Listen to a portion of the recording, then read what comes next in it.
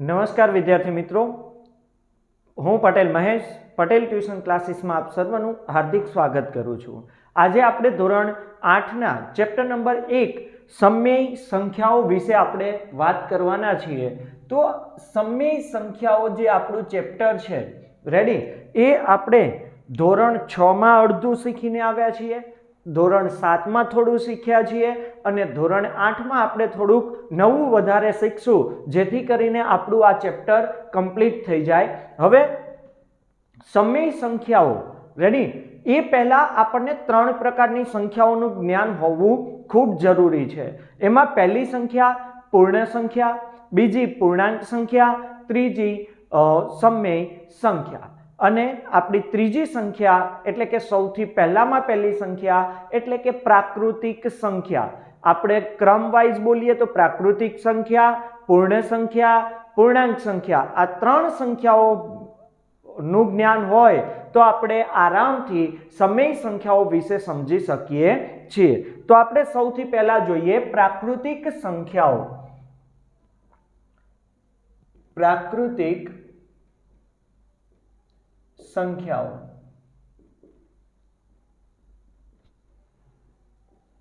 તો પ્રાકૃતિક સંખ્યાઓ કોને કહેવાય? તો આપણે જેમ 1 2 એકડા બોલવાની શરૂઆત કરીએ છીએ અને જ્યાંથી એની શરૂઆત થાય છે 1 થી થાય છે, તો તે સંખ્યાઓને આપણે કેવી સંખ્યાઓ કહીએ છીએ?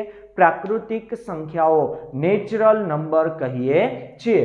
તો જે સંખ્યા સમૂહ, એની વ્યાખ્યા, જે સંખ્યા સમૂહમાં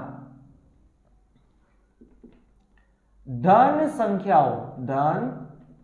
સંખ્યાઓનો સમાવેશ થતો હોય અથવા થયેલ હોય તેવી સંખ્યાઓના સમૂહને પ્રાકૃતિક સંખ્યાઓ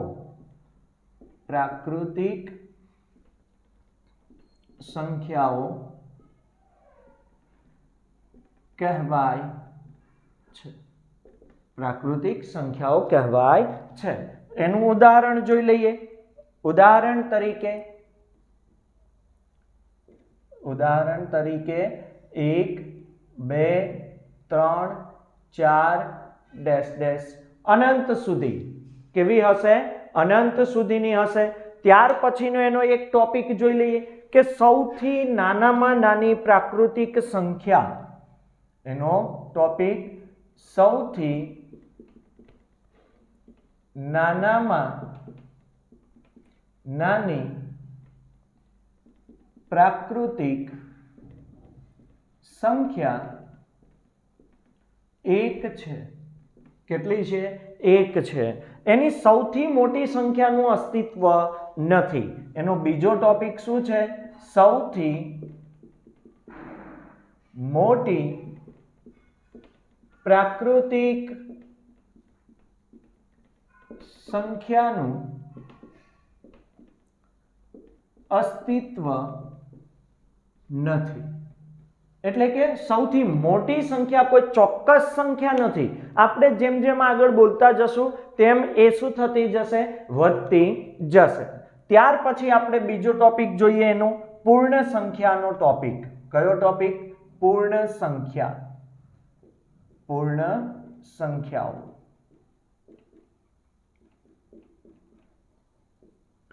તો પૂર્ણ સંખ્યા છે ને, એ પૂર્ણ સંખ્યાના સમૂહને ઉદ્ભવવાનું મુખ્ય કારણ અથવા શ્રેય એ આપણે આપણા ગણિત શાસ્ત્રી આર્યભટ્ટને આપી શકીએ। કોને આપી શકીએ? આર્યભટ્ટને। કેમ? કારણ કે આર્યભટ્ટે આપણને કોની શોધ કરી આપી? ઝીરોની। તો આ પૂર્ણ સંખ્યામાં ઝીરોનો સમાવેશ થઈ જાય છે। જે સંખ્યા સમૂહમાં 0 એટલે કે 0 અને ધન સંખ્યાઓનો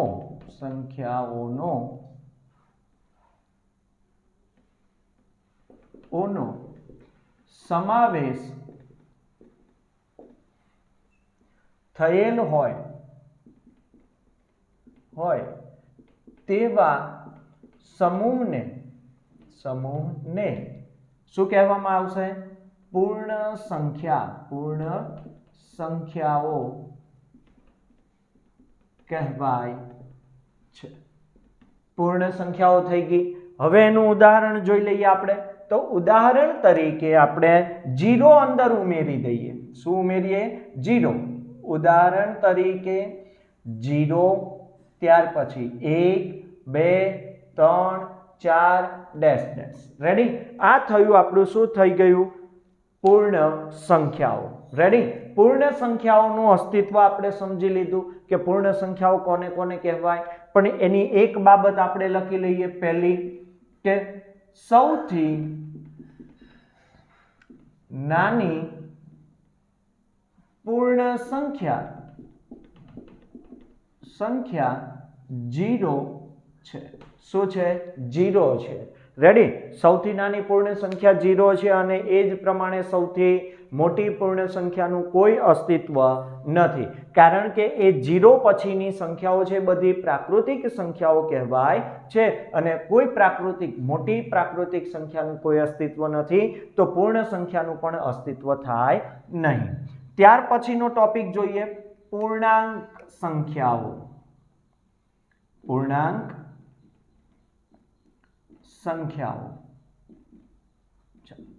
હવે આ પૂર્ણાંક સંખ્યાઓ છે એ પૂર્ણ સંખ્યા અને પ્રાકૃતિક સંખ્યા બંનેનું મિક્સ છે અને થોડુંક અંદર ઉમેરીએ. પહેલામાં જો ધન સંખ્યાઓ હતી, બીજામાં ઉમેર્યું શું? 0 ઉમેર્યા અને ત્રીજામાં આપણે શું ઉમેરશું? માઇનસ સંખ્યાઓ. જે સંખ્યા સમૂહમાં ધન, 0 અને ઋણ સંખ્યાઓનો સમાવેશ થયેલ હોય તેવા સમૂહને પૂર્ણાંક સંખ્યાઓ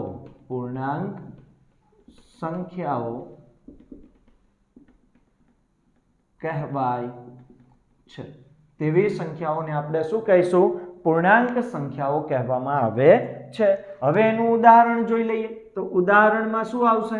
ઉદાહરણ તરીકે અનંતથી એની શરૂઆત થાય. રેડી? માઇનસ નાની સંખ્યાથી શરૂઆત થાય. -3, -2, -1, 0, 1, 2, 3 એમ અનંત સુધી.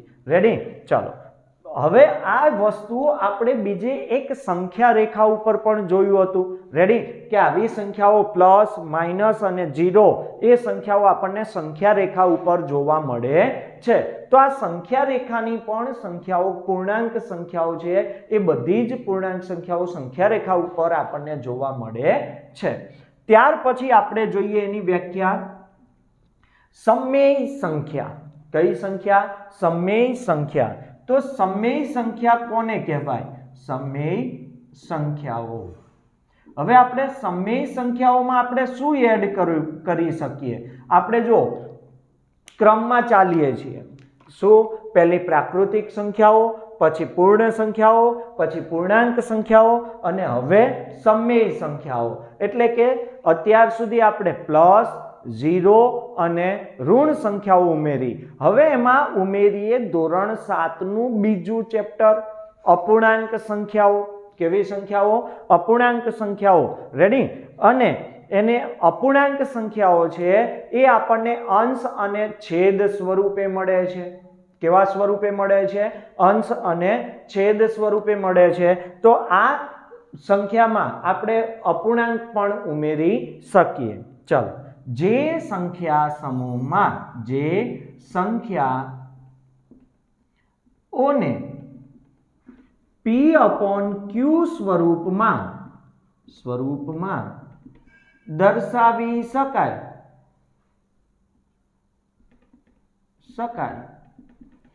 તેવી સંખ્યાઓને સમમેય સંખ્યાઓ કહેવાય છે. શું કહેવાય છે? સમમેય સંખ્યા. પણ એના માટે અગત્યની બાબત કઈ છે? જે સંખ્યાને આપણે શું કરી શકીએ? P/Q સ્વરૂપમાં દર્શાવી શકીએ તે જ સંખ્યા સમમેય સંખ્યા કહેવાય. રેડી? ચાલો એની પછી બીજી એક વ્યાખ્યા જોઈ લઈએ. જે સંખ્યા સમૂહમાં ધન, 0, ઋણ અને અપૂર્ણાંક સંખ્યાઓનો સમાવેશ થતો હોય તેવી સંખ્યા સમૂહને સમમેય સંખ્યાઓ કહેવાય છે. ચાલો આ થયું આપણું સમમેય સંખ્યાની વાત થઈ. હવે એનું ઉદાહરણ જોઈ લઈએ. તો ઉદાહરણ તરીકે એ પ્લસ માઇનસ પણ હોઈ શકે છે. આપણે જોયું કે એમાં શું સંખ્યાઓ કીધી? ધન સંખ્યાઓ, ઋણ સંખ્યાઓ અને અપૂર્ણાંક. ચારે ચાર ભેગા થવા જોઈએ. તો અનંતથી એની શરૂઆત થાય તો -3, ત્યાર પછી -2, ત્યાર પછી -3/2, ત્યાર પછી -1, ત્યાર પછી -1/2. રેડી? પછી 0, ત્યાર પછી 1 પ્લસ બાજુ 1/2, ત્યાર પછી 1, 3/2, 2, 3 એમ અનંત સુધી ચાલ્યા કરશે. બંને બાજુ આપણને કેવી સંખ્યાઓ જોવા મળશે? અનંત સંખ્યાઓ આપણને જોવા મળે છે. તો આ થયું આપણું સમમેય સંખ્યા વિશેની માહિતી, થિયરી થઈ. હવે આપણે આનાથી નેક્સ્ટ સમમેય સંખ્યાના કેટલાક ગુણધર્મો છે. સમૃદ્ધતાનો ગુણધર્મ, જૂથનો નિયમ, ક્રમનો નિયમ. રેડી? જે આપણે ધોરણ 7માં થોડું ઘણું શીખીને આવ્યા છીએ પ્રાકૃતિક સંખ્યાઓ સુધીનું. બરોબર? હવે આપણે સમમેય સંખ્યા માટે એને જોઈશું, જે આપણે નેક્સ્ટ વિડીયોમાં જોઈશું. જે વિદ્યાર્થી મિત્રોને મારો આ વિડીયો ગમ્યો હોય તે વિદ્યાર્થીઓ મારા વિડીયોને લાઈક, શેર અને કોમેન્ટ કરજો. અને જો તમે મારી ચેનલ ઉપર નવા હો તો તમે મારી ચેનલને સબસ્ક્રાઇબ કરી લેજો, જેથી કરી તમને મારો નેક્સ્ટ વિડીયો સૌથી પહેલા મળે. સાથે સાથે ઓલ નોટિફિકેશન ઓન પણ કરી લેજો.